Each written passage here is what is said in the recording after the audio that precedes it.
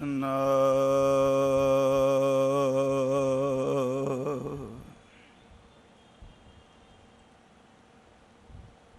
ਧੰਨ ਵਾਖੇ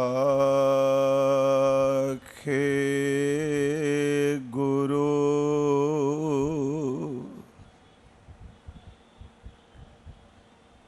ਸਾਹਿਬ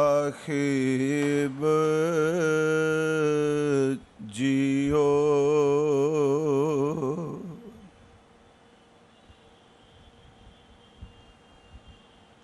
ਪ੍ਰਭ ਦਾਤੋ ਦਾਤਾਰ, ਪਰਿਓ ਜਾਚਕ ਇਕ ਸ਼ਰਨਾ।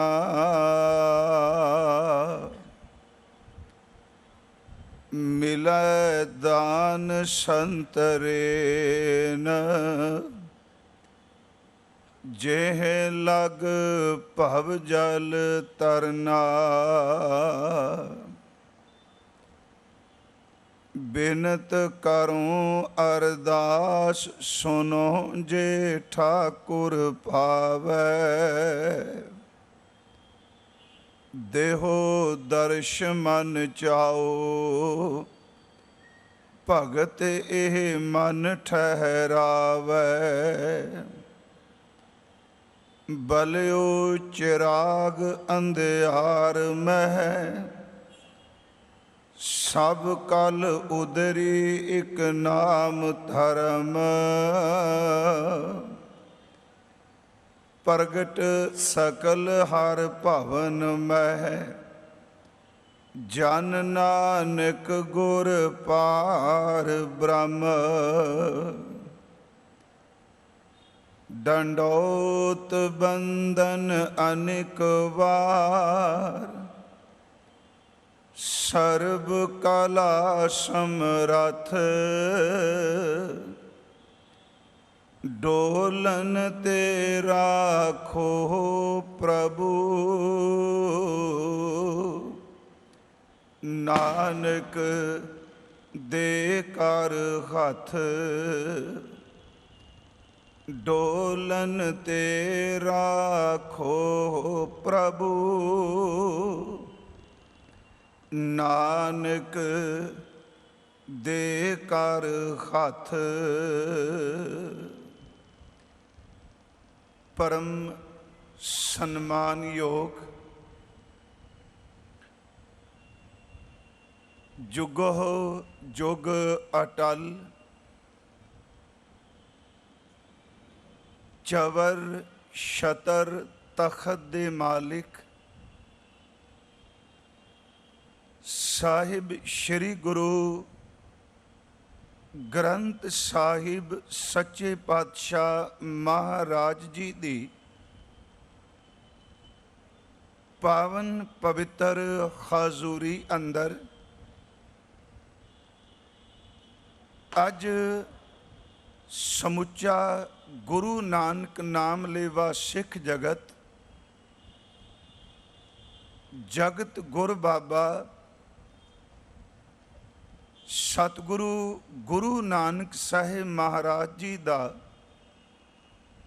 ਆਗਮਨ ਗੁਰਪੁਰਬ ਪ੍ਰੇਮ ਸ਼ਰਧਾ ਔਰ ਭਾਵਨਾ ਦੇ ਨਾਲ ਮਨਾ ਰਿਹਾ ਹੈ। ਇਸੇ ਹਜ਼ੂਰ ਦੇ ਆਗਮਨ ਪਰਵ ਦੀ ਖੁਸ਼ੀ ਵਿੱਚ ਸਨਮਾਨਯੋਗ ਗੁਰਮੁਖ ਪਿਆਰੇ ਭਾਈ ਗੁਰਪ੍ਰੀਤ ਸਿੰਘ ਜੀ ਆਪ ਸੰਗਤ ਦੇ ਸਹਿਯੋਗ ਦੁਆਰਾ ਹਜ਼ੂਰ ਦਾ ਪੁਰਬ ਬੜੀ ਭਾਵਨਾ ਨਾਲ ਮਨਾਉਣ ਜਾ ਰਹੇ ਹੋ। मैं आप जी दे सन्मुख शब्द मैनू कह गए भी हिंदी च ज़रूर बोलियो, हिंदी में ज़रूर बोलना। दरअसल मैं लगातार पंजाबी बोलता हूँ, पर हो सकता है मेरी ज़बान से निकले हुए शब्द इतने शुद्ध ना हों। जैसे एक बच्चा जब बोलना शुरू करता है तो वो अपनी ज़ुबान से तोतले लफ्ज़ बोलता है, पर माँ कभी भी उसके तोतले लफ्ज़ उन शब्दों पर कोई ध्यान नहीं देती, क्योंकि माँ के सीने में बच्चे के प्रति अथाह प्रेम है। अगर वो बोलने में कोई गलती भी करे तो माँ उसकी गलती को कभी चितारती नहीं। मैं यत्न करूँगा कि आपके सन्मुख जितनी को हिंदी बोल सका ज़रूर बोलूँगा, पर मेरी गलती को ऐसे ही देखना जैसे एक माँ अपने बच्चे की गलती को देखती है, क्योंकि सत्संगत में प्रभु का निवास है। आओ आप जितने हजूर के समक्ष गुरु नानक साहब महाराज जी का गुरुपुरब मनाने के लिए एकत्र हुए हैं, आप आशीष बख्शो, क्योंकि विच संगत हर प्रभ वसै जियो। संगत विच आप परमात्मा वह गुरु जी का निवास है। गुरु बख्शी फतेह स्वीकार करो और आशीष बख्श दे हुए उच्चारण करो जी, वाहिगुरु जी का खालसा, वाहिगुरु जी की फतेह। किसी भी गुरु साहब का जब हम गुरुपुरब मनाते हैं, गुरु ग्रंथ साहब जी का एक शब्द हमको अपने ज़हन में ज़रूर रखना चाहिए। उस शब्द में मुकम्मल सतगुरु जी की उपमा है। सबसे पहले जिस हजूर का हम गुरुपुरब मनाते हैं, वो ज़मीन कहाँ है, वो ज़मीन कौन सी है जिस ज़मीन पर गुरु का आगमन हुआ है। दूसरा, वो लोग कौन हैं जिन्होंने अपने नेत्रों से गुरु के दीदार पाए, दर्शन किए। तीसरा, वो कुल, वो ख़ानदान कौन है जहाँ पर गुरु का अवतरण हुआ। वो सम्मान योग पिता कौन है जिनके गृह में गुरु ने अपना प्रकाश बखेरा। वो सम्मान योग माँ जननी कौन है जिसके द्वारा सतगुरु ने इस संसार में आके इस मानवता की भलाई की। गुरु ग्रंथ साहब जी का एक शब्द है कि सा धरती भई खरियावली, क्योंकि आप गुरु ग्रंथ साहब के शब्द तो बड़ी आसानी से समझ जाएंगे। सा धरती भई खरियावली, जिथे मेरा सतगुर बैठा आए, से जंत भय खरियावले, जिन्नी मेरा सतगुर देखा जाए। धन धन पिता, धन धन कुल, धन धन सो जननी, जिन गुरु जनिया माए। धन धन गुरु जिनी नाम आराध्या, आप तरिया, जिनी डिठा तिना ले छड़ाए। इस शब्द में सतगुरु जी का पूरा विवरण दिया गया है कि वो ज़मीन कौन सी है। आज आप इस महाराष्ट्र की ज़मीन पर, धरती पर बैठे हैं, पर हमको परमात्मा ने सुरत दी है। सुरत के रास्ते, सुरत के द्वारा हम जहाँ पर गुरु नानक साहब जी का आगमन हुआ है, वो ज़मीन आज हमसे ज़्यादा दूर नहीं, पर इंसान की बनाई हुई सरहदों के कारण आज नज़दीक होने के फिर भी वो ज़मीन हमारे से दूर है। सुरत के रास्ते उस ज़मीन को हम नतमस्तक होंगे। वो ज़मीन है श्री ननकाना साहब, जिसका असल में नाम था राय भोए की तलवंडी, जहाँ पर गुरु नानक साहब महाराज जी का आगमन हुआ। सतगुरु गुरु नानक साहब जी के सम्मान योग पिता, उनका नाम था बाबा कल्याण दास जी। हजूर के सम्मान योग जननी माँ, उनका नाम था माता त्रिपता जी। गुरु नानक साहब महाराज जी के सम्मान योग पितामह का नाम था बाबा शिवराम जी। गुरु नानक साहब महाराज जी की दादी का नाम था बनारसी देवी। सतगुरु गुरु नानक साहब जी के परदादा का नाम था बाबा राम नारायण जी बेदी। उन बेदियों की कुल विखे सतगुरु गुरु नानक साहब महाराज जी का अवतरण हुआ। बाबा कालू साहब जी का आगमन सन 1440 को हुआ। गुरु नानक साहब जी के चाचा बाबा लालू जी का जन्म सन 1444 को हुआ। सतगुरु गुरु नानक साहब महाराज उनके आगमन से पहले उनके एक भैन शब्द असी वरतने का, उनका नाम है बेबे नानकी जी।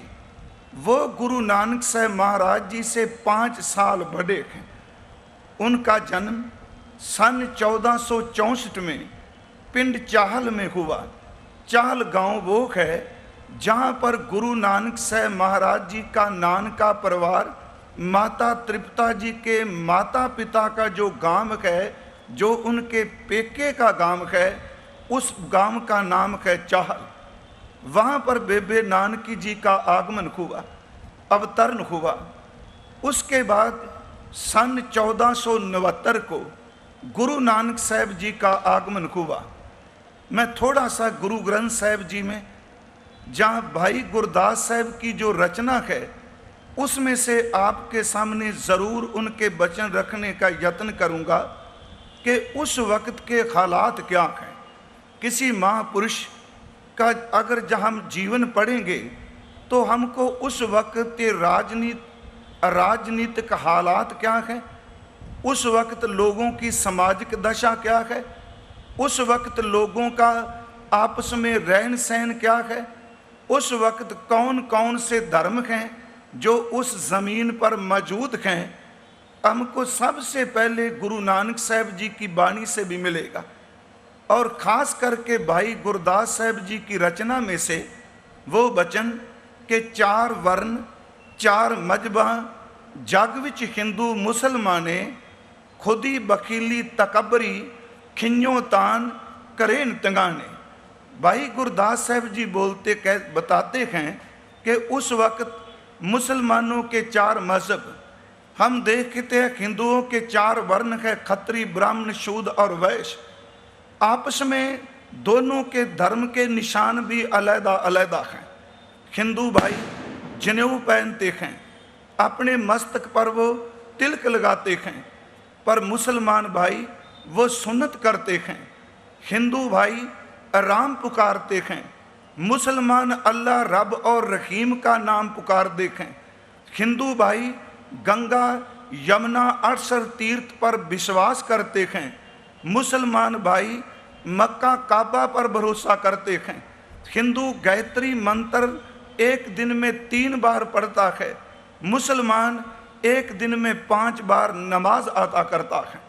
एक परमात्मा एक अल्लाह की बात तो ज़रूर करते हैं, पर आपस में ईर्खा है, द्वेष है, एक दूसरे के मज़हब को, एक दूसरे के अकीदे को, एक दूसरे के धर्म के जो विश्वास हैं उनको स्वीकार नहीं कर रहे। गुरु नानक साहब जी की वाणी में एक अमृत बोल है। उन्होंने उस वक्त के जो 3 धार्मिक आगू थे, इसको द्वेष में मत लेकर जाना। जिस गुरु ग्रंथ साहब जी को आप इतने सम्मान से अदब से लेकर आए, मेरे मन में एक सच है, भावना और दृढ़ होके। वैसे होता ये है, गुरु ग्रंथ साहब होते हैं, प्रकाश होता है उनका दीवान में, दरबार में, वो इंतज़ार करते हैं कि कब संगत आए।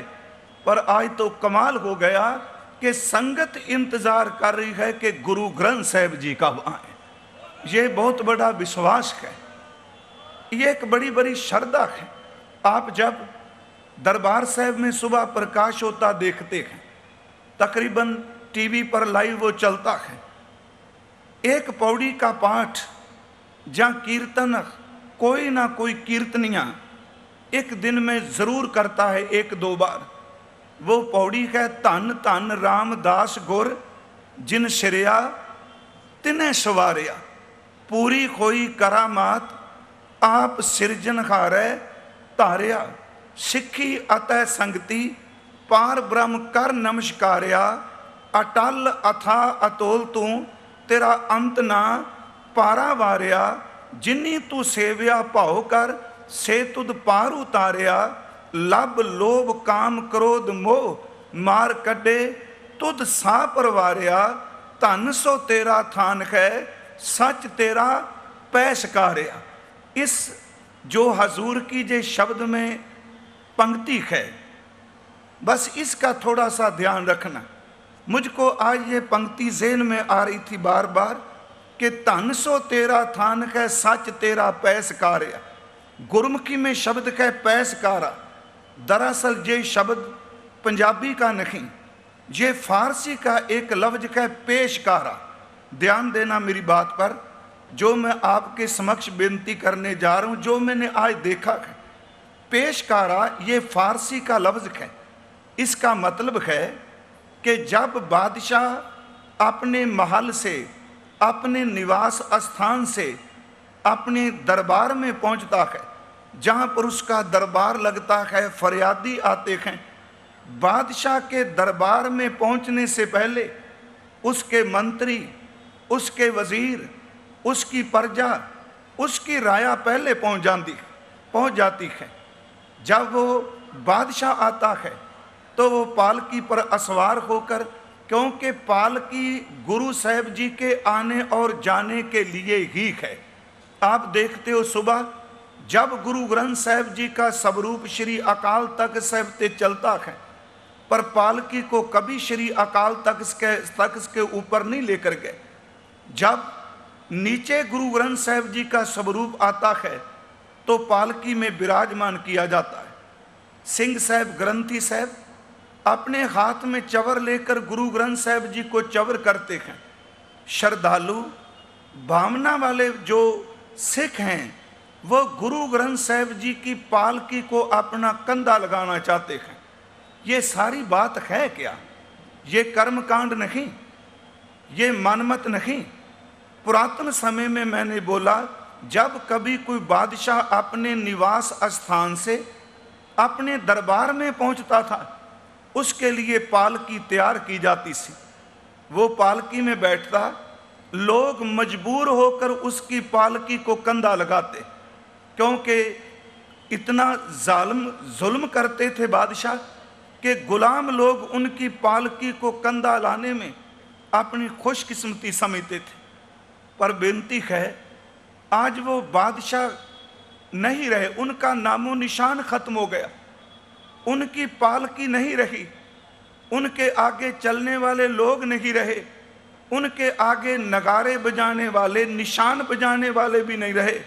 पर गुरु ग्रंथ साहब ऐसे पातशाह हैं जिनकी पालकी सदियों पहलों से निकलती है, आज भी निकल रही है। दुनिया के बादशाह जितने भी हुए, उनके पेशकारे, उनके आगे चलने वाले खत्म हो गए, पर गुरु ग्रंथ साहब जुगो जुग अटल हैं और इसके पेशकारे भी जुगो जुग अटल रहे हैं। पेशकारे का अर्थ जो महाराज जी के आने से पहले वहां पहुंच जाते हैं। मैं बेनती करूंगा कि सतगुरु गुरु ग्रंथ साहब जी में गुरु नानक साहब जी के अमृत बोल हैं, इसलिए कि जो गुरुदेव ने अपनी रचना से उच्चारण किया, उस एक एक शब्द को हम ध्यान से पढ़ें। हर शब्द में गुरु नानक साहब जी का अपना निवास है। आप जपजी साहब का पाठ करते हैं, कभी मत सोचना ये अक्षर हैं, कभी मत सोचना ये शब्दों अक्षरों का जोड़ शब्द है। सच है कि इन शब्दों में गुरु नानक साहब जी का अपना निवास है। ये शब्द गुरु नानक साहब जी का अपना हृदय है, क्योंकि वाणी में गुरु आप समाया हुआ है। गुरु नानक साहब जी के आने से पहले क्या हालात थे, मैं बिल्कुल थोड़े समय में ये बात करके आगे हजूर के आगमन की बात ज़रूर करना चाहता हूँ कि उस वक़्त जैसे आप रात में बैठे हैं, वो कार्तिक पूर्णमासी की रात कितनी खुशकिस्मत वो रात है। उस रात में राय भोए की तलवंडी पर क्या हुआ, हमारे इतिहासकारों ने उस सारे दृश्य को अपने अक्षरों में चित्रण किया है। सतगुरु गुरु नानक साहब जी के आने के पहले हिंदुस्तान की ज़मीन पर 3 धर्मों का बहुत ज़्यादा बोलबाला है। उनमें एक है हिंदू, दूसरा है मुसलमान, तीसरा है जोगी, खास करके 3 का। पर याद रखो, धर्म अपने आप में कोई माड़ा नहीं। जब लोग धर्म के नाम पर पाप करते हैं, जब धर्म के चिन्ह पहनकर लोग उसकी कदर कीमत को नहीं जानते, सच है कि ऐसे धर्म के भेद करने वाले लोग वो धर्म को बदनाम करना शुरू कर देते हैं। गुरु नानक साहब जी ने अपनी रचना से ये 3 बोल कहे। कहने लगे, काजी इस्लाम का इंसाफ करने वाला है। मैं फिर बेनती करूंगा, किसी कम्युनिटी को, किसी धर्म को, किसी एक आदमी को टारगेट बना के मैं बात नहीं करूंगा। जो गुरु बाबा जी ने बोला वो तो हमारे लिए सच है। महाराज जी ने बोला कि कादी का काम है कि जैसे अब जजमेंट देते हैं जज, न्यायाधीश फैसले सुनाते हैं। इस्लाम में जब इस्लाम शुरू हुआ, हज़रत मोहम्मद साहब के बाद खलीफा था।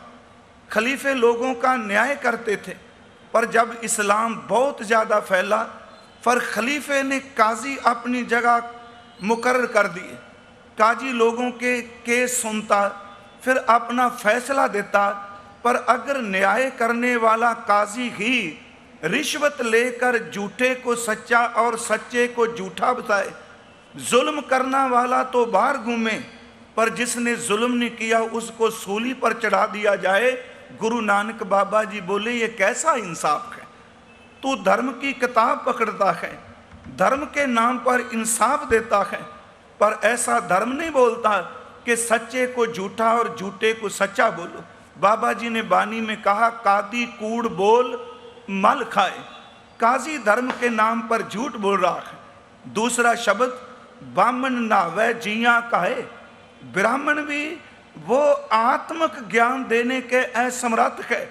वो भी सिर्फ अपने जजमान के घर से रोटी पानी चलाता है, पर आत्मक सूझ नहीं दे रहा। तीसरा शब्द बोला, जोगी जुगत न जाने अंध, तीने ओ जाड़े का बंद। गुरु नानक साहब महाराज जब आए, धर्म की दशा ये थी, पर जो राजनीतिक दशा थी, जो राजनीतिक हालात थे, उनका जिक्र बाबा जी ने बाणी में बहुत जगह किया।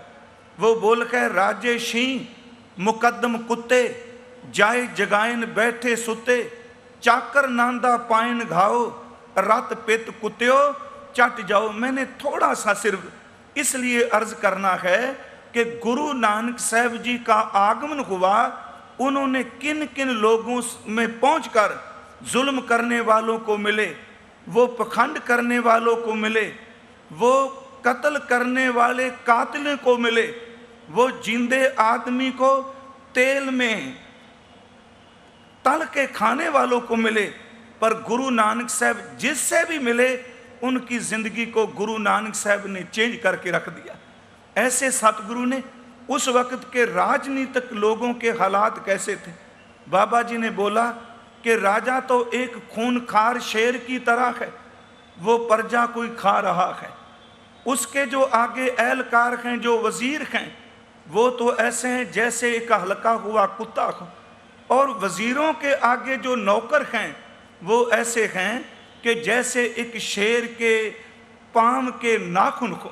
बाबा जी के ये अमृत बोल के राजे शीं मुकद्दम कुत्ते, जाए जगायन बैठे सुते, चाकर नांदा पायन कहो, रात पित कुत्ते चढ़ जाओ। मैं बेनती करूंगा, उस वक्त शूद्र की दशा बहुत तरसजोग थी। वो धर्म स्थान में प्रवेश नहीं कर सकता था। गुरु ग्रंथ साहिब जी की बानी में एक शब्द आप सुनते होगे, भाई साहब ने कभी सुनाया होगा कि खस्त खेलत तेरे द्योरे आया, भगत करत नामा पकड़ उठाया, खिनड़ी जात मेरी जादम राया, छिपे के जन्म काहे को आया। उनको मंदिर में प्रवेश नहीं करने दिया गया।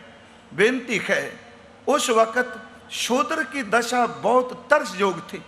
जब गुरु नानक साहब जी का आगमन हुआ, मैं उस दृश्य को आपके सामने ज़रूर बताना चाहता हूँ। राय भोए की तलवंडी है।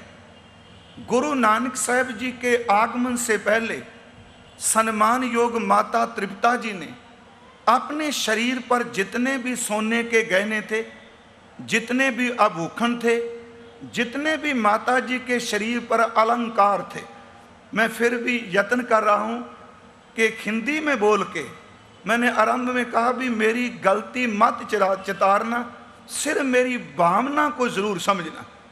हमारा इतिहास, हमारी तवारी कहती है कि गुरु नानक साहब जी के आगमन से पहले सम्मान योग माता तृप्ता जी ने अपने शरीर पर जितने भी सोने के गहने थे वो उतार दिए। ना तो उनके गले में कोई सोने का गहना है, ना उनके हाथों में, ना अंगुलियों में। कवि संतोष सिंह गुरु नानक प्रकाश के कर्ता लिखते हैं, माता तृप्ता जी जिस जगह पर बैठते हैं उस जगह पर प्रकाश होता है। ये बात ध्यान से सुनना कि गुरु नानक साहब जी के आगमन से पहले, जैसे अब देखो कत्तक की पूर्णमासी को हजूर का आगमन हुआ है, भादों के महीने में बारिश पड़ती है, असू का महीना आता है, गर्मी चली जाती है। कवि संतोष सिंह कहते हैं कि हजूर के आने से पहले बादल आए, उन्होंने राय भोए की तलवंडी पर बारिश की। जितने भी पशु हैं, जितने भी पक्षी हैं, उन सब का स्वभाव बदल गया, चेंज हो गया। उस वक़्त चार चुफेरे चारों तरफ सुगंधी ही सुगंधी है। कवि जी बोलते हैं, अगर लोग पूछेंगे भी ये बात कुछ ज़्यादा बधा चढ़ा कर नहीं बोल रहे, वो बोलते हैं नहीं कि ए दुनिया के लोगों, जब कभी बादशाह किसी जगह पर पहुंचता है, उस जगह को साफ करने वाले, उस जगह पर महक बखेरने वाले, उस जगह पर बिछाई करने वाले पहुंच जाते हैं। आज तो जगत का मालिक, करोड़ों ब्रह्मांडों का मालिक आ रहा है। दुनिया की हर अदृष्ट ताकत गुरु नानक साहब के आने से पहले उनके जन्म स्थान की सेवा में हाजिर है। आज मेघ भी बरस रहा है, उसने सफाई कर दी पानी से। जितनी वनस्पति है उसकी सुगंधी है। पशुओं के स्वभाव चेंज होने लगे हैं। गुरु नानक साहब जी के माता तृप्ता जी जिस जगह में घर में बैठते हैं, वहाँ पर प्रकाश और सुगंधी होती है। कवि संतोष सिंह बोलते हैं, अगर हमसे ये कोई पूछे कि ये बात तो आप ज़्यादा चढ़ाकर बोल रहे हैं, वो बोलते हैं नहीं। वो कहते हैं कि गुरु नानक साहब जी की माता को अब गहने की मुताजी नहीं, उनको अलंकार भूखन की महताजी नहीं, क्योंकि जिस शरीर को, जिस उदर को गुरु नानक साहब जी ने चुना है, सच है कि उसको गहने की ज़रूरत नहीं। गुरु नानक साहब की आमद ही माता तृप्ता जी का श्रृंगार बन गया है।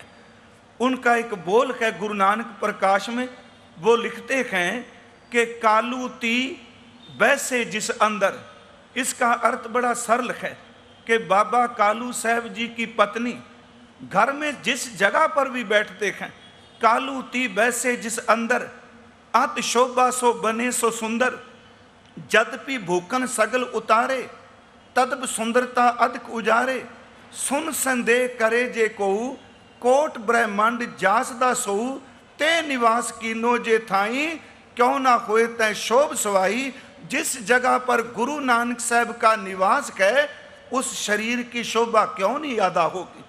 बेनती है कि गुरु नानक साहब जी के आने से पहले गुरु ग्रंथ साहब जी की बानी में गुरु अर्जुन देव जी का एक वचन है। बानी पढ़ने वालों को वो याद होगा।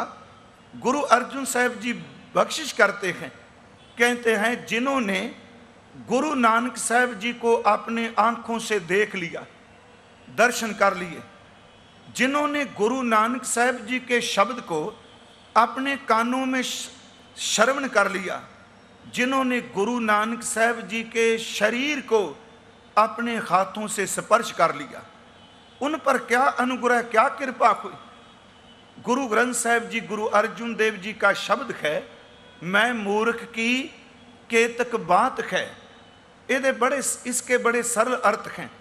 गुरु अर्जुन साहब जी बोलते हैं इतनी निर्माणता में, इतनी निम्रता में, कहते हैं मेरे मूर्ख के ते गुनाहों की बात ही क्या। गुरु नानक साहब जी ने तो करोड़ा पाप करने वाले, करोड़ा अपराध करने वाले, कोटि कोटि गुनाह करने वाले जो लोग हैं उनका भी पार उतारा कर दिया। मैं मूर्ख की केतक बात है, कोट पराधी तरिया रे, गुर नानक जिन सुनिया पेखिया, से फिर गर्भास ना परिया रे। जो दो शब्दों पर ध्यान देना, एक सुनिया और दूसरा पेखिया। सुनने का संबंध हमारे कानों से है, पेखने का संबंध हमारी आंखों से है। जिन्होंने अपने कानों से गुरु नानक साहब जी के शब्द को सुना, जिन्होंने अपने नेत्रों से गुरु नानक साहब जी के दीदार किए। गुरु अर्जुन साहब कहने वो लोग जिन्होंने सुना और दर्शन करे वो कभी गर्भ जोन में नहीं पड़ेंगे। पर अब सवाल होगा कि गुरु नानक साहब जी के दर्शन तो उस वक्त किए जब हजूर अपने 5 भौतिक शरीर में बख्शिश कर रहे थे। मैं बेनती करूंगा आपके समक्ष, जब आप गुरु नानक साहब जी का शब्द सुनते हैं, जब आप गुरु नानक साहब जी की वाणी सुनते हैं, गुरु अर्जुन साहब जी बोलते हैं केवल देखने वाले की नहीं, जब तक ये संसार रहेगा गुरु नानक साहब जी की वाणी सुनने वालों लोगों का भी जन्म मरण खत्म हो जाएगा। मैं मूर्ख की केतक बात है, कोट पराधी तरियारे, गुरु नानक जिन सुनिया पेखिया, से फिर गर्भास ना परियारे। गर्भास का अर्थ माता के गर्भ में निवास, जिन्होंने पेखा और सुना। क्योंकि दास आज हजूर का आगमन पूर्व है।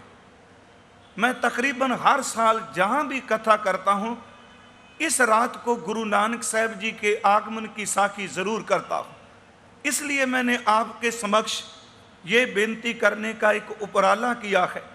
गुरु नानक साहब महाराज जब उनका आगमन होना है, हजूर के घर में जो औरत आती है, जिसको हम पंजाबी में शब्द वरतते हैं दाई, शायद हिंदी में क्या शब्द हो, दाई शब्द वरते, उसका नाम दौलता है।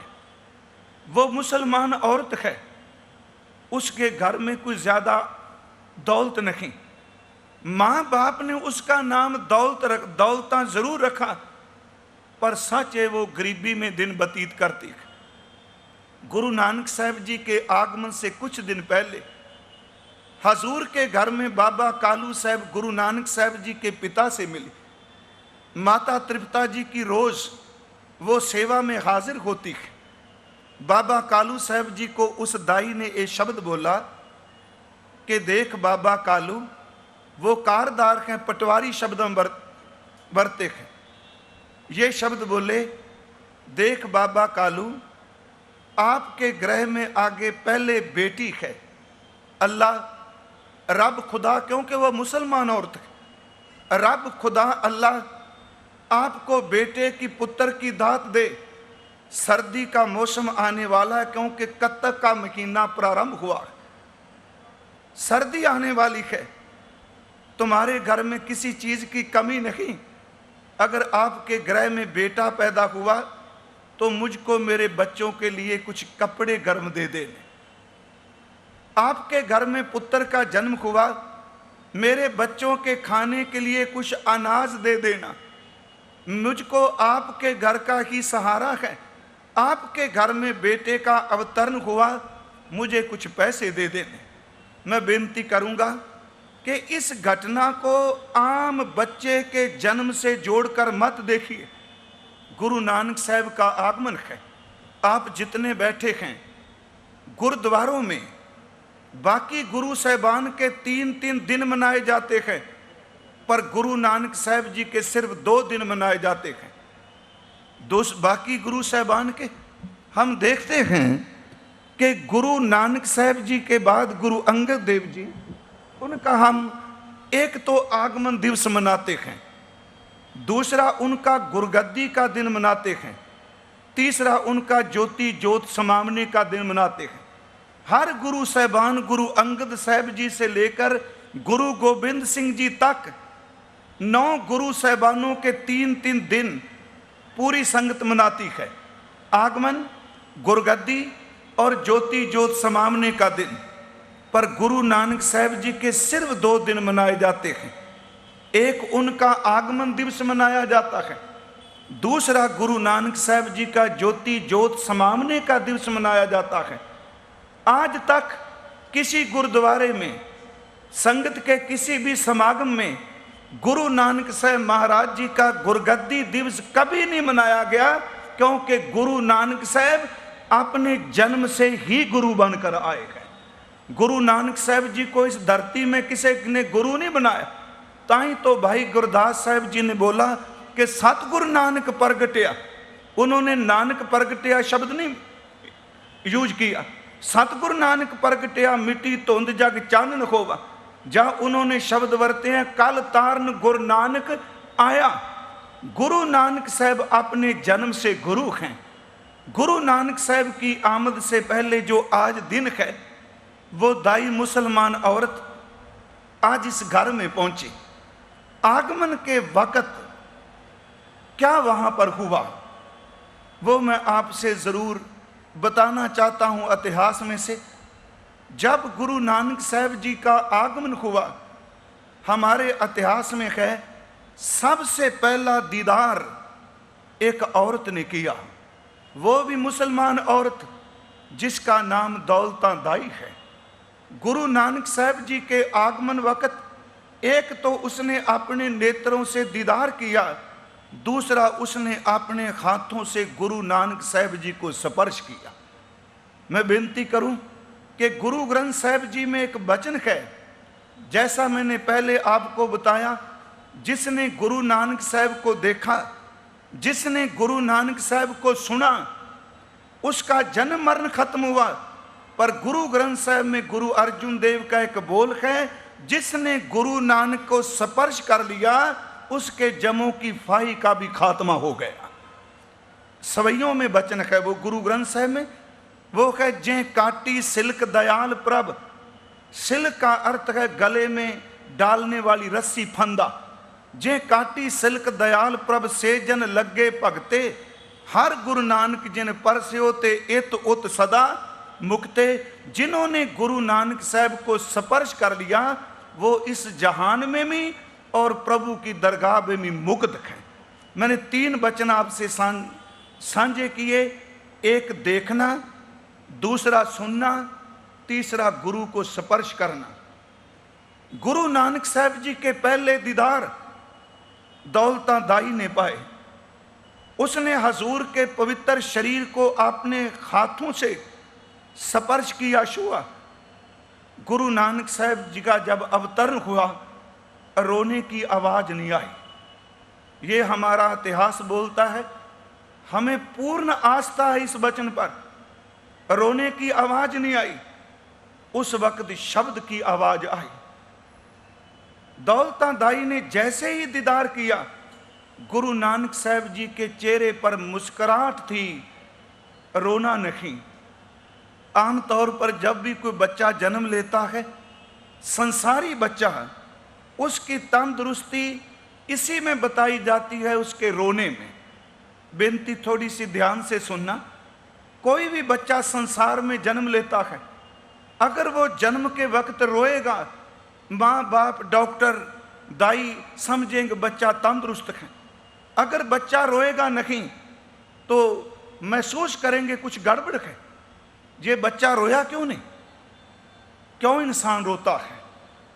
वैसे एक शब्द गुरु ग्रंथ साहब में नहीं, हम बाहर से ये 2 सतरे पढ़ते हैं। कबीरा जब तुम आए जगत में जग हंसे तुम रोए, ऐसी करनी कर चलो तुम हंसो जग रोए, ऐसे हम पढ़ते हैं। पर जो बच्चा जन्म लेता है वो रोता क्यों है? डॉक्टर कहते हैं जन्म की पीड़ा है, दाई बोलती है जन्म की पीड़ा है। पर गुरु ग्रंथ साहब बोलते हैं जन्म की पीड़ा नहीं, माँ के उदर में बच्चे का अंदर सुरत प्रभु के नाम में, प्रभु के चरणों में रहती है। ये केवल सिख के लिए नहीं, ह्यूमन बीइंग चाहे हिंदू हो चाहे मुसलमान हो, ईसाई हो, जिसको भी परमात्मा ने मानव देह दी है, मानव शरीर दिया है, हर इंसान अपने जन्म से पहले माता के पेट में उस प्रभु के साथ अपनी सुरत, अपनी लिव को जोड़ कर रखता है। ताही तो गुरु ग्रंथ साहब जी के बोल हैं, उस अग्नि में इंसान बचता ही तब है जब इसके पास प्रभु का सिमरन होता है। मात गर्भ में आपन सिमरन दे तै तुम राखन हारे। आनंद साहब में आप रोज पढ़ते हो कि माता के उदर में प्रतिपाल करे सो क्यों मनो विसारिय, मनो क्यों विसारिय एवड दाता जे अग्न में आहार पुंचावे। इंसान की सुरत प्रभु के साथ होती है। वो माँ के पेट की अग्न उसको जला नहीं सकती, पर जब इंसान का जन्म होता है बच्चा रोता है। मैंने बोला कि संसार के लोग कहते हैं इसके रोने का कारण जन्म की पीड़ा है, पर गुरु ग्रंथ साहब के लिखारी भाई गुरदास साहब बोलते हैं नहीं, ये जन्म की पीड़ा नहीं। जिस वक्त इसका जन्म होता है, इसकी सुरत, इसकी लिव प्रभु के नाम से जब टूटती है, बस इसलिए रोता है प्रभु आज का टूटा हुआ पता नहीं कितने को जन्म लग जाए। उसके रोने का कारण सुरत का टूटना है। भाई गुरदास साहब के ये बोल हैं, हिंदी में समझ पड़ेंगे, रोवे रतन गवाए का माया मोह गुभारा। इसका अर्थ है जब बच्चा जन्म के वक्त रोता है, उसके रोने का कारण वो अपने अंदर की सुरत को गवा चला, वो कीमती सुरत में जो नाम चलता है उसको खो दिया। रोवे रतन गवाए कै माया मोह गुबारा, ओ रोवे दुख अपना हासस गावे सब परवारा। बच्चा जन्म के वक्त रो रहा है, माँ बाप बाकी संबंधी रिश्तेदार एक दूसरे को खुशी जाहिर कर रहे हैं। गुरु साहब बोलते हैं उसको तो पूछो जिसके जन्म के वक्त रोना शुरू हुआ, तुम हंस रहे हो। कहते उसके रोने का कारण इस संसार में आके पता नहीं आप प्रभु के साथ मेरी लिव बने के ना। गुरु नानक साहब का आगमन हुआ, वो रोए नहीं। ये बात ध्यान से सुनना, क्यों नहीं रोए? असल में गुरु नानक साहब रोते हों के आंसू पूछने आए हैं। गुरु नानक साहब क्यों रोएंगे? उनकी सुरत कभी टूटेगी नहीं। वो तो टूटी हुई सुरत को प्रभु के चरणों में शब्द में जोड़ने के लिए आए हैं। दौलता दाई ने दीदार किया, उसने अपने हाथों से स्पर्श किया। आगमन के बाद जब वो बाहर आई कमरे से, इतिहास बोलता है कि उसके शरीर पर एक मैला सा दुपट्टा था, चुनरी। जब वो बाहर निकली, आधी रात अमृत वेला है, जैसे आप अमृत वेले की संभाल कर रहे हो, मैंने ये भी बोलना है कि गुरु नानक साहब को अमृत वेला कितना अच्छा लगता है। दुनिया में कोई भी काम ना बने, जिसके पास अमृत वेले का सिमरन है उसके सामने दुनिया की रुकावट कोई भी नहीं आ सकेगी। देखना, मैं वाणी से बेनती करूंगा, अमृत वेला है, रात का पिछल पैर है। दौलता दाई बाहर निकली, उसने अपने दुपट्टे से अपनी आंखें पोंछी। बाबा कालू साहब गुरु नानक साहब जी के पिता वो बाहर खड़े हैं। उन्होंने देखा ये रो क्यों रही है। सोचा कि तृप्ता ठीक हो, जिस बच्चे का जन्म हुआ वो ठीक हो। जब वो अपनी आंखें पोंछती हुई बाहर आई, बाबा कालू साहब ने पूछा, दौलता सब ठीक तो है? उसका गला भरा हुआ था। उसने ये शब्द बोला बाबा कल्याण दास जी को कि आपको बहुत बधाई हो, आपको बधाई हो। वो बोले फिर तू क्यों रो रही है? मुझको बधाई देकर तू क्यों रो रही है? तृप्ता ठीक है, पर अब उसके बोलने में कोई रस था। जब उसने अपनी आंखें बाबा कालू के सामने करी, उसकी आंखों में चमक थी, उसके चलने में एक बेपरवाही थी। बाबा कालू से बोलते हैं, तू रोई क्यों? साथ ही उन्होंने बर्तन में, पात्र में चांदी के कुछ सिक्के, सोने की कुछ मोहरें, कुछ कीमती मोती रखकर ये बोले, दौलता तू अपना दामन कर, झोली कर।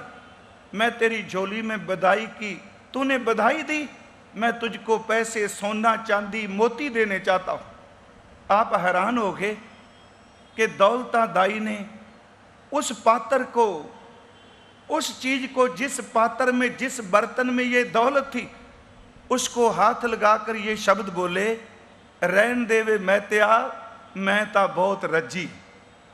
ये मैं चलो पंजाबी शब्द वरतते, रहन दे मैत्या, मैं ता बहुत रजी। इसका मतलब कि मुझको अब सोना नहीं चाहिए, मुझको मोती हीरे नहीं चाहिए। बाबा कालू साहब बोले, तू तो कई दिन से मुझको बोल रही थी कि अगर बेटा हुआ मुझको अनाज देना, मुझको वस्त्र देना, मुझको दौलत देना, मुझको ये देना। अब तो तूने मुझको खुशी की बात बताई, मैं तुझको ये इनाम के तौर पर, बधाई के तौर पर दे रहा हूं, ये बात सुनना। दौलता दाई की आंखों में आंसू थे, उसके गले में बैराग था, बोलों में। उसने ये बोल बोला, बाबा कालू, मेरी माँ ने मेरा नाम दौलता रखा, नाम की मैं दौलता थी, पर मैंने कभी दौलत देखी नहीं। अब तक अपने मापियों पेके घर में भी और अपने सौरे परिवार में भी नाम की दौलता हूं, पर मेरे पास गरीबी ही गरीबी है। सच ये है कि आज तक मैंने गरीबी को ही हंडाया, पर पता नहीं क्या, जब मैं कमरे में गई तो एक भिखारन थी। मैंने सोचा बेटा हुआ तो बाहर दामन फैलाकर, झोली फैला के मांगूंगी। मैं भिखारन की तरह गई, पर जिस पुत्र ने तेरे गृह में अवतरण लिया, उसकी पहली नजर हुई, मेरे अंदर से जन्मों जन्मों की गरीबी को खत्म कर दिया। मुझको अब दौलत नहीं चाहिए, मुझको पैसा नहीं चाहिए, तेरे बेटे की मुस्कुराहट ने मुझको सब कुछ दे दिया। मेरी है, गुरु नानक साहब जिस तरफ देखते हैं उसकी कंगालता खत्म हो जाती है। गुरु नानक साहब जिस तरफ अपनी नजर करते हैं उस आदमी की दरिद्रता खत्म हो जाती है। इतनी देर में पुरोहित हरदयाल आए, उन्होंने आके पूछा, जब जन्म हुआ क्या उस वक्त घटना क्या हुई? ये बात सुनना। दौलता ने बोला, मेरे हाथों से अनेकों बच्चों का जन्म हुआ, पर आज तक वैसा अद्भुत नज़ारा मैंने कभी नहीं देखा। जब भी मैंने कभी किसी बच्चे को जन्म में सहायता दी, वो बच्चा रोया, पर सच है आज मेरी जिंदगी का पहला दिन है जिसको मैंने जन्म देने में सहायता की, वो रोया नहीं, वो मुस्कराया है। मेरे कानों में एक आवाज़ सुनाई दी, धन निरंकार। मेरे कानों में एक शब्द सुनाई दिया। ये भी हमारे इतिहास के बोल हैं कि बहु शिष्य जन्मे मम कर माही। मेरे हाथों से बहुत बच्चों का जन्म हुआ, अस आश्चर्य कब देखो नाही। ऐसा आश्चर्य कौतुक कभी नहीं देखा। बहुत शिष्य जन्मे मम कर माही, अब अस आश्चर्य कब देखो नाही। दीर्घ नर जो बिगस मिले हैं, तिम इनकीनो शब्द भले हैं। ये तो ऐसे मिले जैसे एक सोजवान आदमी मुस्कुरा कर मिलता है। मैं एक बेनती करूंगा, भाई गुरदास साहब जी ने गुरु नानक साहब जी के आगमन के संबंध में जो हमको अपनी रचना में बताया, वो 3 सतरे, 3 तुके, 3 पंक्तियां हम जरूर साझी कर लें। वो एक तो यह, सतगुरु नानक प्रगटिया मिटी धुंध जग चानन होवा। ज्यों कर सूरज निकलिया तारे छपे अंधेर पलोवा। तीसरी पंक्ति है, सिंह बुके मिर्गावली भन्नी जाए ना तीर तरोवा। बस इस 3 तुकों को ध्यान से सुनना। आप सबको ये जुबानी याद होंगी, प्रभात फेरी में, अमृत वेले में। भाई साहब टीवी पे पहले भी चल रहा था इनका ये बोल, सतगुरु नानक प्रगट्या मिट्टी धुंध जग चानन खोवा। देखो इसमें एक रमज है। गुरु नानक साहब की जब बात की तो काले अंधकार की, ये काले अंधेरे की बात नहीं की। उन्होंने एक शब्द बरता है धुंध, फोक शब्द बरते हैं अपना। याद रखो अंधेरा दो प्रकार का है बाहर दृष्टमान में, अंदर तो अंधेरा कई प्रकार का है, बाहर अंधेरा दो प्रकार का है। एक तो है काला अंधकार जो अमावस की रात्रि को होता है, बिल्कुल काला अंधेरा। शायद आपके यहाँ पर फोग पड़ती है कि नहीं, हमारे यहाँ देखना दिसंबर लास्ट जनवरी में पंजाब में इतनी धुंध पड़ती है, फोग पड़ती है कि हाथ पसारे कोई नजर नहीं आते, पर उस धुंध का रंग काला नहीं होता, उस धुंध का रंग श्वेत होता है। इन दो शब्दों को ध्यान से सुनिएगा कि गुरु नानक साहब जी का आगमन हुआ उस वक्त उन्होंने जो शब्द ये लिया कि सतगुरु नानक प्रगट्या मिट्टी धुंध जग चानन खोवा, उन्होंने धुंध लफ्ज जो बरता, इसमें एक बड़ी बड़ी रमज है। थोड़ी सी आप तवज्जो देना साध संगत, मैं आपका आभारी हूँ। मेरा ख्याल मैंने एक दफ़ा थाईलैंड में 10-15 मिनट बोला था, दूसरी दफ़ा मुझको यहाँ पर कहा गया भी आपने हिंदी में बोलना है। मीडियम मेरा हिंदी है, हरियाणा में पढ़ा हूँ। आपके ज्ञात के लिए मैंने तो पंजाबी भी 17-18 साल में सीखी है, पर यह प्रभु की दया है। जब प्रभु अपनी दया करता है फिर भाषा, शब्द, ज्ञान उसके अनुग्रह से अपने आप ही बख्शिश हो जाते हैं। अगर गुरु हरकृष्ण साहब एक बोले और गूंगे के सिर पर छड़ी रखकर गीता के अर्थ करा सकते हैं, गुरु नानक के घर में कुछ भी असंभव नहीं, हर चीज संभव है।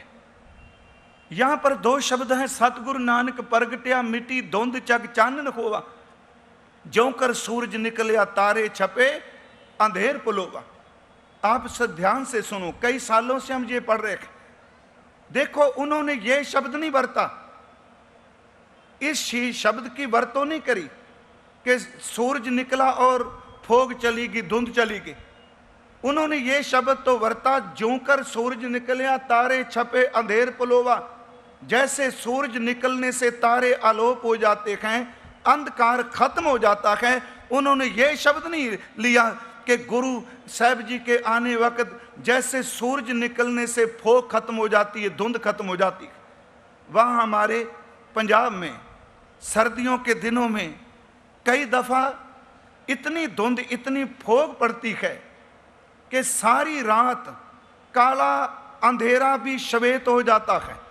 सारी रात सफेद रंग की धुंध, जब सूरज निकलता है सारा दिन 8-10 घंटे सूरज आसमान पर है, पर प्रकाश नीचे नहीं आता, क्योंकि धुंध सूरज की पेश नहीं जाने देती। बाबा जी ने, भाई गुरदास साहब ने यहाँ पर यह लफ्ज नहीं बरता कि सूरज के निकलने से फोग चली गई, क्योंकि सूरज असमर्थ हो जाता है फोग पड़ने से, पर गुरु नानक साहब के आने से धुंध चली गई। ये धुंध क्या थी जी? क्या फोग पड़ी थी कत्तक के महीने में? नहीं, कत्तक के महीने में तो पंजाब में धुंध पड़ती नहीं। ध्यान से सुनना, ये धुंध और अंधकार, काला खनेरा और श्वेत अंधकार, ये प्रतीक हैं।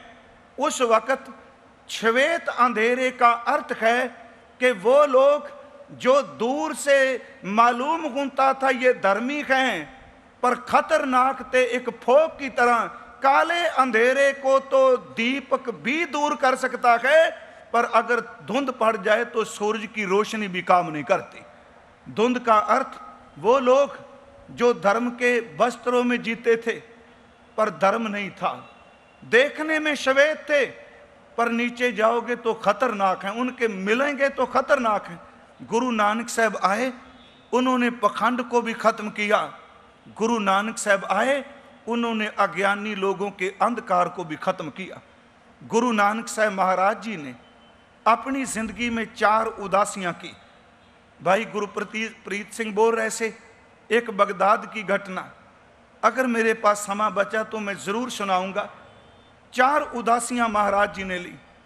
उन्होंने परमेश्वर का नाम हर जगह पर बांटा। एक बात और कि गुरु नानक साहब ने किसी की जात नहीं देखी, गुरु नानक साहब ने किसी की बोली नहीं देखी, गुरु नानक साहब ने किसी के शरीर का रोग नहीं देखा। हमारे पास गुरु नानक साहब की तवारीख है। गुरु नानक साहब एक कुश्ती के घर में सारी रात बैठ के कीर्तन करते हैं। उसके अपने परिवार के लोग, उसके अपने परिवार के जितने भी लोग हैं, उन्होंने अपने घर से निकाल कर बाहर जंगल में एक कुटिया बना दी। उसके गले में एक मिट्टी का बर्तन बांध दिया कि जैसे कोई कुकर को, कुत्ते को, स्वान को रोटी फेंकता है। इसलिए अगर इसके शरीर को हमने छू लिया, हमको कोढ़ का रोग ना लग जाए, हम कुश्ती ना हो जाए। गुरु नानक साहब गए। मैं बेनती करूंगा, हमने सजावट किया, बहुत अच्छा करना है सीखने, पर याद रखो गुरु नानक ने कोड़ी की, कुश्ती की झोंपड़ी में कीर्तन किया। गुरु नानक साहब ने राक्षस के तपते हुए कड़ाहे के पास कीर्तन किया। गुरु नानक साहब ने ठगी मारने वाले लोगों के घरों में भी कीर्तन किया।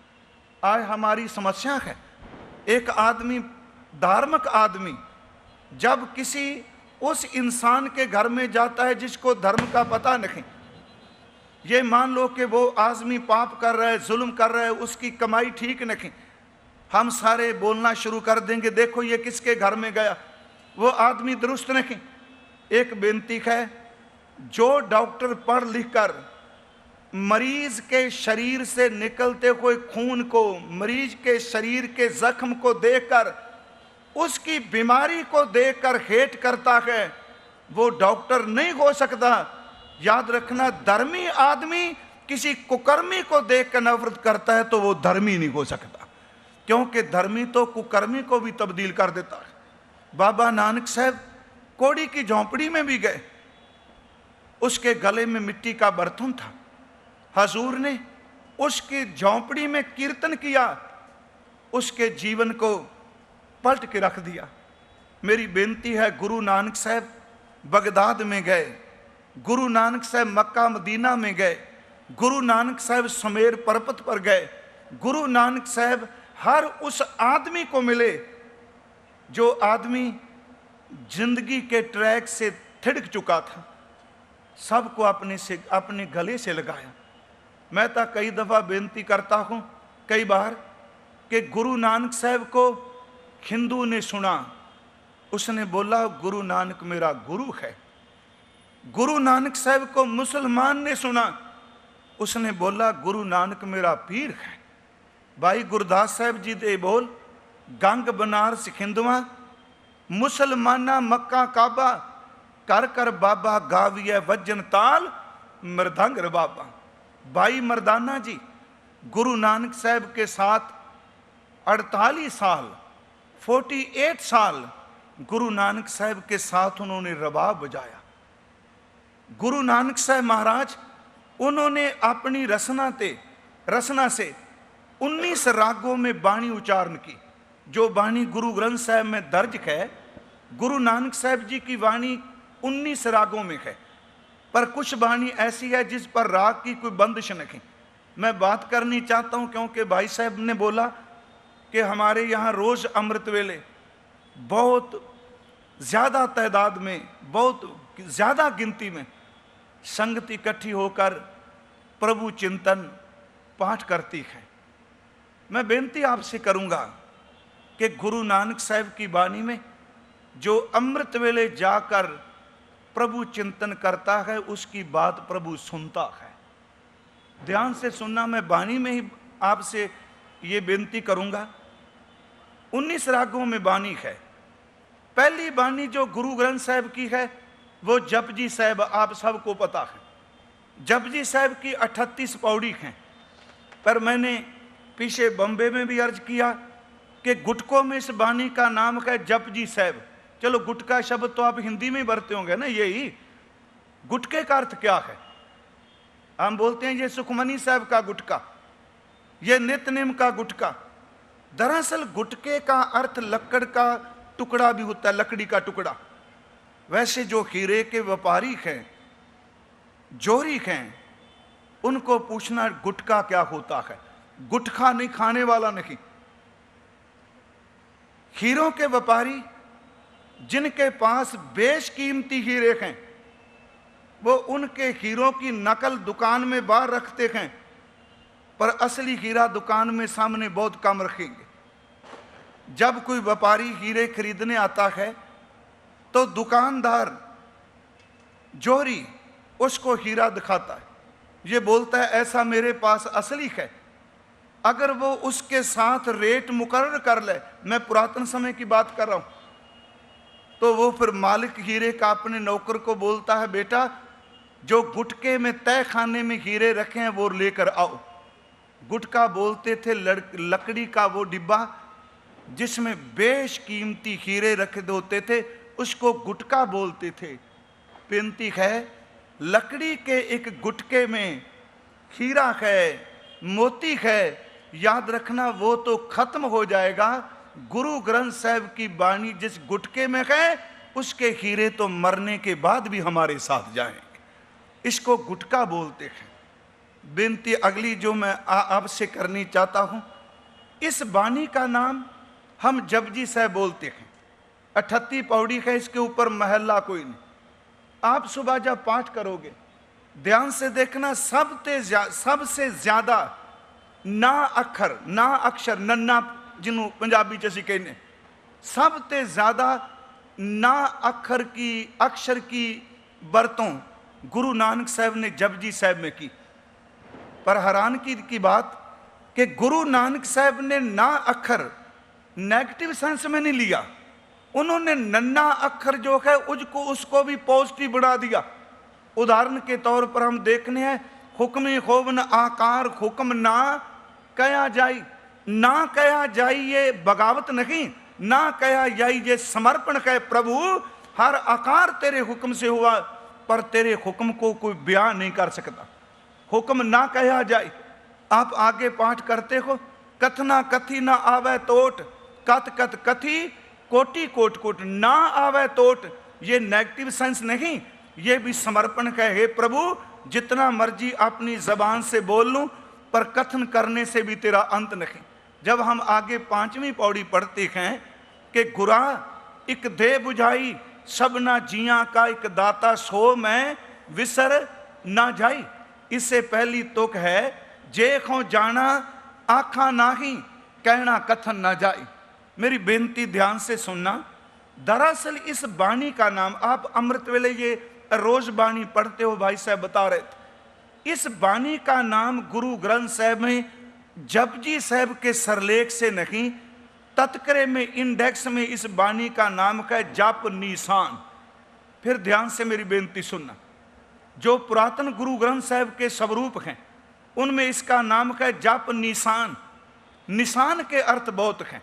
निशान का अर्थ है निशान से फ्लैग, झंडा, इसको भी निशान बोलते हैं। नगारे को भी निशान बोलते हैं।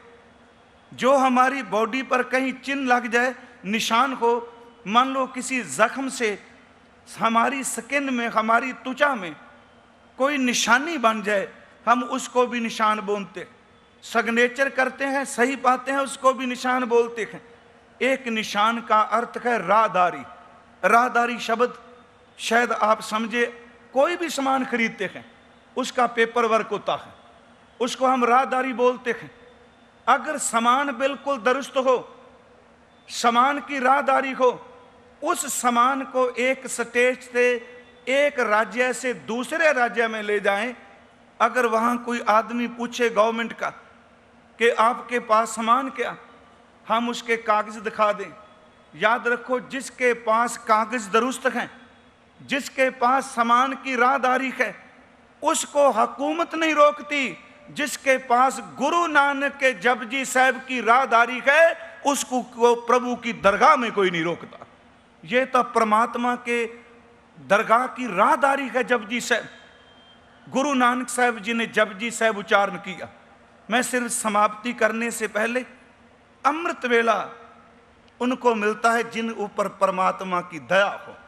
सिर्फ 2-3 प्रमाण मैं गुरु ग्रंथ साहिब से आपसे साझे करूंगा। देखो, हमारे फुरने, हमारे थॉट्स, जो हम सोचेंगे वो होगा। आजकल हमारे हिंदुस्तान में किताब अंग्रेजी की बहुत पढ़ी गई पिछले कई सालों से, the secret. Thought is thing, जो सोचोगे वो होगा। अगर आप रात को अलार्म ना लगाओ, ये फुरना, ये थॉट, ये ख्याल बनाकर सो जाओ, हे गुरु नानक साहब मुझे सुबह 2:30 बजे 3 बजे उठा देना, यकीन करो कि गुरु नानक साहब हमको 3 बजे जरूर उठाएंगे। आपके साथ ऐसा होगा, 3 बजे से भी 5 मिनट पहले। पर हमारा मन कब जब आलसी होता है, ये बोलता हमने तो 3 बजे कहा था, बाबा जी ने 2:55 उठा दिया, 5 मिनट और आराम करेंगे। कभी वो 5 मिनट 2 घंटों में निकल जाते हैं। फिर देखो गुरु जी क्या करते हैं। अगर अमृत वेला आप ना संभाल सकें, आपको सोए हुए को संगत में ले जाएंगे, सपने में आपको किसी गुरुद्वारे में ले जाएंगे, आपको किसी तीर्थ स्थान पर ले जाएंगे। सच एक है कि अमृत वेला भी उनको नसीब होता है जिन्हों पर गुरु नानक की दया होती है। थोड़े से 2-3 प्रमाण बानी से अर्ज करूंगा, बड़े सुखैन। एक तो जपजी साहब की बानी की जो 4थी पौड़ी है, आप सबको याद है, गुरु नानक साहब जी ने उसमें प्रश्न उत्तरी की, प्रश्न किया, उत्तर भी मिला। बाबा जी बोले, हे प्रभु तेरा नाम सत है, तेरा इंसाफ सत है, तू आप सत है। हे प्रभु तू कौन सी बोली समझता है? देखो ध्यान से सुनना, क्या मैं संस्कृत में बोलूं तो प्रभु समझेगा? क्या फ्रेंच में बोलूं तो प्रभु समझेगा? क्या मैं अरबी में, पंजाबी में बोलूंगा तो प्रभु समझेगा? मेरी विनती है, ये शब्द तो मानवी शब्द हैं। प्रभु पंजाबी, अंग्रेजी, स्पेनिश, फ्रेंच ये नहीं, वो तो प्रेम की भाषा समझता है। अगर गूंगे की आंखों में आंसू आ जाएं तो मेरा प्रभु उन आंसुओं की भी बोली समझ लेता है, वो प्रेम की बोली समझता है। गुरु साहब ने शब्द बोला, साचा साहिब साच नाए, जो जपजी साहब रोज करते हैं। प्रभु आप सच्चे हैं, साच नाए, आपका नाम सच्चा है, पर हमारा नाम सच्चा नहीं। मेरा नाम मेरे परिवार ने पिंदरपाल सिंह रख दिया, आपका नाम रख दिया। देखो आदमी समझता नहीं, सारी जिंदगी मरने तक अपना नाम, मेरा नाम, मेरा नाम। अब तो आज जो पोल है, खंभों पर फ्लैग सस्ती है, हर जगह पर नाम ही नाम है, मेरा नाम। मैं सोच रहा हूं जब हिंदू वीर कोई डेथ होती है, चलाना करता है, बहुत नाम उसका बना, बड़ा बड़ा सेठ था, अरबों रुपयों का उसका बिजनेस। जब उसका स्नान करते हैं, उसके बेटे अर्थी को उठाते हैं, तो सबसे पहले उसके बेटे ही बोलते हैं, राम नाम सत है, हरि का नाम गत है। वो बोलते हैं ये बाप हमारा है, पर सच ये है कि प्रभु का नाम ही सत है, हमारे बाप का नाम सत नहीं। हमारे में बोलते हैं सतनाम वाहेगुरु, सारी जिंदगी अपना नाम बनाते चले गए। नहीं प्यारेओ, जो प्रभु को नाम, प्रभु के नाम को पुकारता है, उसका नाम कभी नहीं मिटता। जो अपना नाम बनाता है, उसका नाम कुछ सालों में ही मिट जाता है। आया गया मोया नाव, कबीर साहब को हाथी के नीचे फेंका गया। गुरु ग्रंथ साहब में बोल है, पूजा बांध पिलाकर डारियो। नामदेव जी को जंजीरों से जकड़ा गया। मैं आपसे विनती करूं, कोई आदमी बताए कि जिस बादशाह ने कबीर साहब को हाथी के पैरों में फेंका, काजी ने, उस काजी का नाम क्या है? गुरु ग्रंथ साहब में आया कि काजी बकबो हस्ती तोर। किसी को काजी का नाम पता है? नहीं पता। कबीर का पता है? याद रखना कि जो अहंकार में जीते हैं उनका नाम खत्म हो जाता है। कबीर का नाम तो त्रैलोकी में उज्जवल है।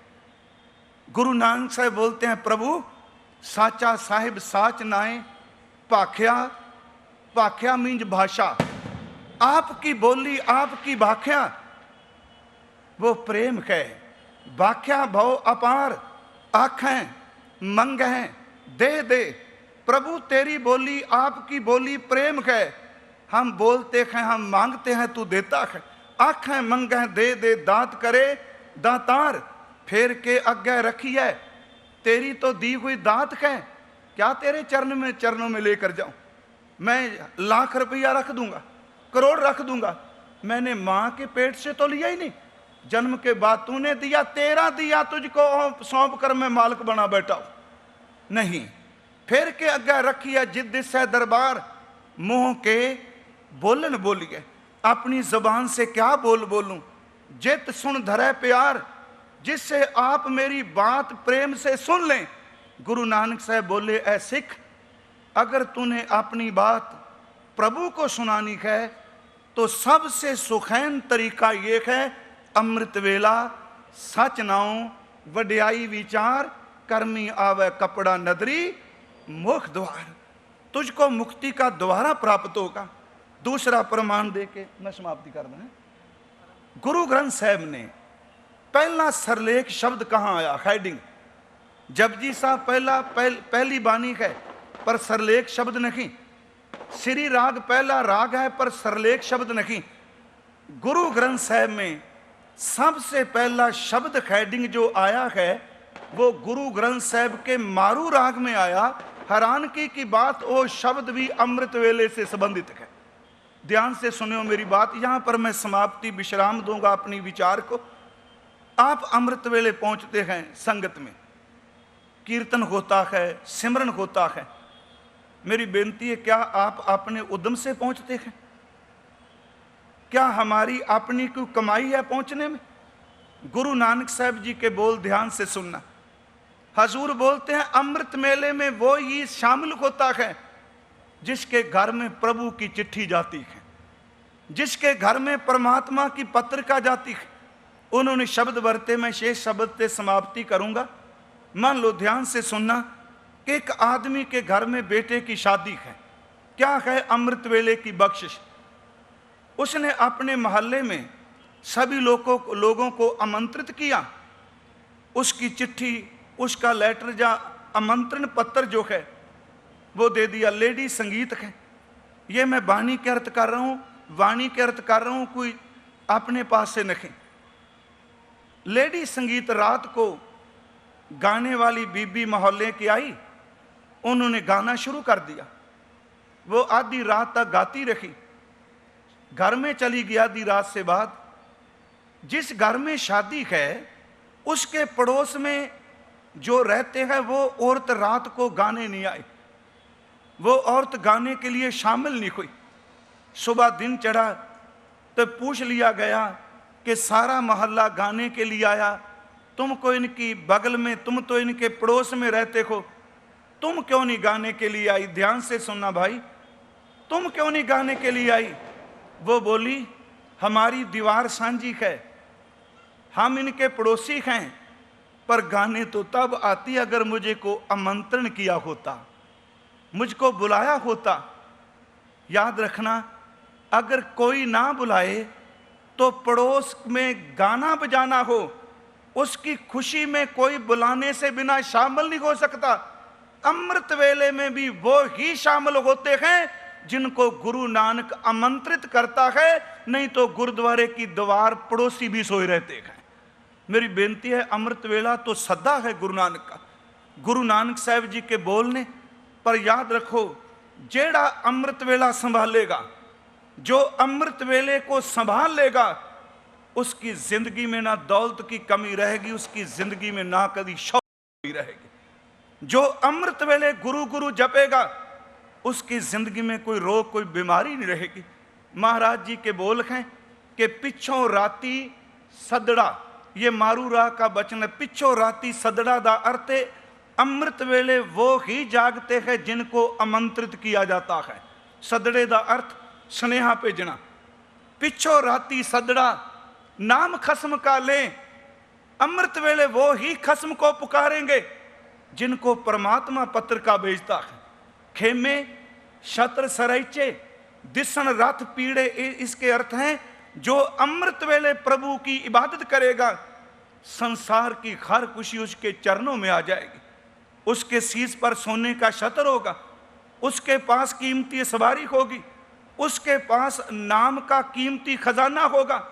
याद रखना कि लोग बोलकर प्रभु से मांगते हैं, पर गुरु नानक साहब का फरमान है, तू अमृत वेले में प्रभु का नाम जप, तेरे को बोलने की जरूरत नहीं, तेरे बिना बोलने से मैं सब कुछ तुझको बख्श दूंगा। पिछो राती सदड़ा नाम खसम का ले, खेमे छत्र सरैचे, दिसन रथ पीड़े, जिन्नी तेरा नाम ते आया, तिनको सद मिले। मेरी आपसे विनती है, गुरु नानक साहब जगत के गुरु हैं, उन्होंने हर एक को अपने सीने से लाया, पर पखंड, दंभ, परपंच ये गुरु नानक साहब को अच्छा नहीं लगता। वो बोलते हैं, अगर तूने अपने शरीर पर जनेऊ धारण किया है हिंदू वीर, ये जनेऊ तो टूट जाएगा, ये सड़ जाएगा। बोलते हैं, मैं तुझको एक जनेऊ बताता हूं, वो पैर ले तो तेरी आत्मा के साथ जाएगा। उस जनेऊ की कपास दया की है, उसका सूत संतोष का है, वो धागा जत और सत की गंडा से बना, गठरी से बना है, गांठा गया है। बाबा जी के बोल हैं, दया कपा संतोख सूत जत गंडी सतवट, ए जनेऊ जी का खई ता पांडे कत, ना ए टुटे ना मल लगे, ना ए जले न जाए, धन सो मान स्नान का जो गल चले पाए। बेनती है, सिर्फ अखीर में जो भाई साहब ने बोला बगदाद की घटना, सिर्फ मैं 2-4 मिनट में कह के समाप्ति करूंगा। हजूर बगदाद में गए, भाई गुरदास साहब ने शब्द लिया है, फिर बाबा गया बगदाद नू, बाहर जाए किया अस्थाना, एक बाबा आकार रूप दूजा रबाबी मर्दाना। इराक की कैपिटल है बगदाद, पर वैसे इंसाइक्लोपीडिया ऑफ इस्लाम उसके मुताबिक बगदाद का अर्थ है कि खुदा का दिया हुआ कीमती तोहफा। अगर उनका शब्दकोश देखोगे, बगदाद का अर्थ है कि अल्लाह का दिया हुआ कीमती तोहफा। गुरु नानक साहब जब बगदाद में गए तो एक मुसलमान खजूर के चरणों में रखा। उस मुसलमान का नाम था ताजदीन। वो गुरु नानक साहब जहां पर भी गए, जिससे भी मिले, वो अपनी डायरी पर नोट करता रखा। वो किताब एक मुसलमान हुए हैं मुश्ताक हुसैन, वो पाकिस्तान में जो कश्मीर का मीरपुर के रहने वाले थे। उनके पिता उस बच्चे को हज करने के लिए अरब में ले गए। जब वो मक्के पहुंचे, उनकी इच्छा सी मेरा बेटा यहाँ पर जितने भी पुस्तकालय हैं उनमें से कीमती किताबों का अध्ययन करे। मुश्ताक हुसैन, उन्होंने वहाँ पर एक किताब पढ़ी, उस किताब का नाम था स्यातो बाबा नानक। स्यातो व बाबा नानक, उसमें काजी रुकनदीन ने गुरु नानक साहब से सैकड़े सवाल किए। खैर, मैं अपने उस विषय में जो मैं बोलना चाहता हूँ, जो भाई साहब ने कहा, अमृत वेले क्या मिलता है? दुख टल जाते हैं। गुरु नानक साहब गए, वो ताजदीन लिखदा है कि गुरु नानक साहब अमृत वेले कीर्तन करते हैं। भाई मर्दाना जी रबाब छेड़ते हैं, बाबा जी शब्द बोलते हैं। जितनी देर तक सुबह की लाली, सूरज की लाली नहीं आती, पो फुटाला नहीं होता, गुरु नानक साहब कीर्तन करते रहते हैं। ध्यान से मेरी बेनती सुनियो प्लीज। सभी लोग गुरु नानक साहब को हिंदी पीर बोलते हैं। वो किताब मेरे पास है, वो छपाई भी है पटियाले से, ये कोई बात सुनी सुनाई नहीं। वो मुश्ताक हुसैन बच्चा, उसने उस ग्रंथ को स्टडी किया, नोट करके लाया। पर आपके ज्ञात के लिए, वो सैयद परिवार का बच्चा अमृत शाकर, उसका नाम बना सैयद पृथ्वीपाल सिंह। उसने गुरबानी की कथा की। मैंने ये घटना इंग्लैंड में सुनाई, यूके में टीवी 6 चैनल लाइव चल रहा था। मैं ये घटना सुना रहा था कि ताजदीन लिखता है कि गुरु नानक साहब अमृत वेले कीर्तन करते हैं, लोग सुनने के लिए आते हैं, प्रसाद वो शहद और खजूरों का लेकर आते हैं। एक औरत, उसका नाम था सलीमा, वो रोज पहुंचती है सत्संगत में, अपने चेहरे को उसने कपड़े से, हिजाब से, बुरके से ढका है, कीर्तन सुनती है, वापस चली जाती है। एक शाम भी वो कीर्तन में आई, शाम को भी कीर्तन होता है। जब वो पहुंची तो वो लिखारी ताजुद्दीन लिखता है कि मुझसे गुरु नानक साहब ने बोला कि सलीमा को बोलो ये वापस अपने घर में चली जाए आज। शाम के वक्त कहता है मैं सलीमा के पास गया, वो समाधि में थी, मैंने उसको आवाज़ दी सलीमा, उसने अपना नेत्र खोले, मुझसे पूछा बताओ। मैंने बोला हिंदी पीर बोलते हैं, तुम वापस अपने घर में चली जाओ। वो लिखता है सलीमा उठी, पहले तो दूर बैठती थी, पता नहीं आज मन में क्या ख्याल आया, उसने गुरु नानक साहब के चरणों में अपना शीश झुका दिया। गुरु नानक साहब के चरणों से शीश स्पर्श हुआ, उसके अंदर प्रकाश हो गया। वो थोड़ी सी घर को चली, वापस आ गई। उसने बोला बाबा मेरा शौहर, मेरा पति, मुझको महसूस होता है वो घर में आज आ गया, मैं बिना बताए रोज सत्संगत में आती हूं। गुरु नानक साहब बोले बेटा अजर को जर लेना, तेरा बाल भी बांका नहीं होगा। जब वो घर पहुंची, उसके पति का नाम था गुलाम याजा, वो घर में आया हुआ व्यापारी था। वो घर में पहुंचा, उसको रास्ते में लोगों ने बता दिया तू तो व्यापार करता है, तेरी औरत तो सुबह सुबह खिंदी पीर के कीर्तन सुनने जाती, शाम को वहां पहुंचती है, वो संगीत सुनती है।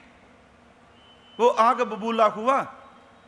सलीमा जब घर की दहलीज से अंदर गई, वो क्रोधित होकर बोला सलीमा तू कहां से आई। आगे वो बोलने वाला था, सलीमा ने बोला ये तो बाद में बताऊंगी, पहले ये बताओ जो मिस्र में तुमसे कत्ल हुआ उसका क्या बना। ध्यान से सुनना, जो मिस्र में तुमसे कत्ल हुआ उसका क्या बना। 500 सोने की मोहर मुझको मिले बिना, बताए बिना लेकर चले गए, वो कहां है। याजा गुलाम के पैरों से जमीन खिसकी, इसको किसने बता दिया कि मेरे से कत्ल हुआ। उसका पारा थोड़ा सा ठंडा हो गया। वो फिर बोला, कहने लगा, बोलता है सलीमा जब मैं मिस्र में पहुंचा तो मेरा ऊंट एक अंगूर के खेत में चला गया, अंगूर की बेल को ऊंट ने मुंह में घसीटा, तोड़ा। उस खेत के बुजुर्ग मालिक ने हाथ में पत्थर लिया और मेरे ऊंट के सिर में मारा। वो पत्थर इतना टिकाने पर लगा कि मेरे ऊंट की मौत हो गई। वो बोले मैं क्रोधित हुआ, ऊंट के मरने के बाद वही मैंने पत्थर उठाया, उस बुजुर्ग के सिर पर, उसके माथे पर मारा, वो ऐसे टिकाने पर लगा उसकी भी मौत हो गई। मुझको पकड़ लिया गया। मैं विनती करूंगा अगर मेरे से हो सका मैं हिंदी में किताब छपा के ये भाई साहब के पास भेजूंगा, जरूर प्लीज उसको पढ़ना। वो बोला मैंने पत्थर मारा, उसकी मौत हो गई। कहता मुझको शरा की अदालत में पेश किया गया, वहां केस चलना, ये कह दिया क्या खून का बदला खून, ये भी सजा है। इसने आदमी को कत्ल किया, कत्ल के बदले कत्ल। पर बीच में एक रास्ता निकला, अगर खून का बदला खून नहीं तो 500 मोहर इस कत्ल के बदले देनी पड़ेगी। याजा गुलाम बोला कचहरी में, काजी के सामने, अदालत में, कि मेरे पास मोहर तो है पर यहां पर नहीं, अगर कुछ दिन की मोहलत दे तो मैं जरूर घर से लाकर दे सकता हूं। काजी बोला अपना जामन को दे जाओ। कहते मैंने सोचा प्रदेश में कौन मेरा जामन बनेगा। मुझको याद आया घर में जा नहीं सकूंगा, यामन मेरा है नहीं, सलीमा को पता नहीं मेरी मौत हो जाएगी, ये मेरा गला काट देंगे, ये मुझको सूली चढ़ा देंगे। कहता मैं सोच ही रहा था मेरा कोई जामन नहीं। इतने में एक श्वेत वस्त्रों वाला बुजुर्ग आया।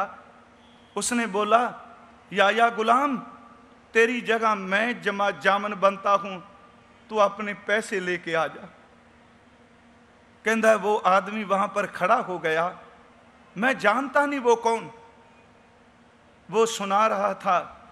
सलीमा के नेत्र बंद थे, उसकी आंखों से गुरु नानक के शुक्र के आंसू बह रहे थे। उसने बोला कि जा, चला जा, मैं आया तुझसे मिला नहीं। पर पता नहीं उस आदमी को मिलने के बाद मैं बेईमान भी हो सकता था। मैं नहीं जाऊंगा, क्या होगा, जामन तो मुझको जानते नहीं, कौन है कौन नहीं। पता नहीं उसको मिलने के बाद मेरे अंदर बेईमानी का नामो निशान ही मिट गया। मैं घर आया, तुझको बिना बताए बिना मिले पैसे लेके चला गया। आखिरी तारीख थी उस दिन।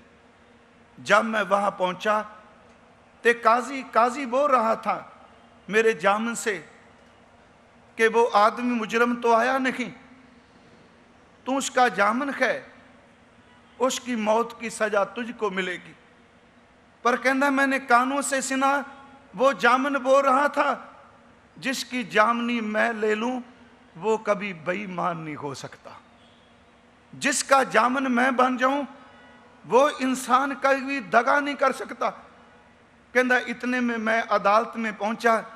मेरे जामन ने बोला ये देखो, वो आदमी आ गया। मैं पैसे देने लगा, जामन बाहर निकला। मेरे मन में ये ख्याल आया, मना उस आदमी का शुक्र तो करूं जिसने परदेश में मेरे बाजू को, मेरी बांह को पकड़ा। मैंने पूछा कहाँ है वो आदमी जो मेरा जामन था। सब ने बोला हम तो जानते नहीं, वो तो तुम्हारे साथ आया था। सलीमा ऊंची से रोने लगी, ऊंची ऊंची, वो तो तुम्हारे साथ आया था। सलीमा रो रही है। याजा गुलाम पूछता तू क्यों रोती है। कहती है जिसके बारे में लोगों ने तुझको बहुत माड़ा बताया, मैं चाहूंगी सुबह अमृत वेले मेरे साथ कीर्तन में जाएगा।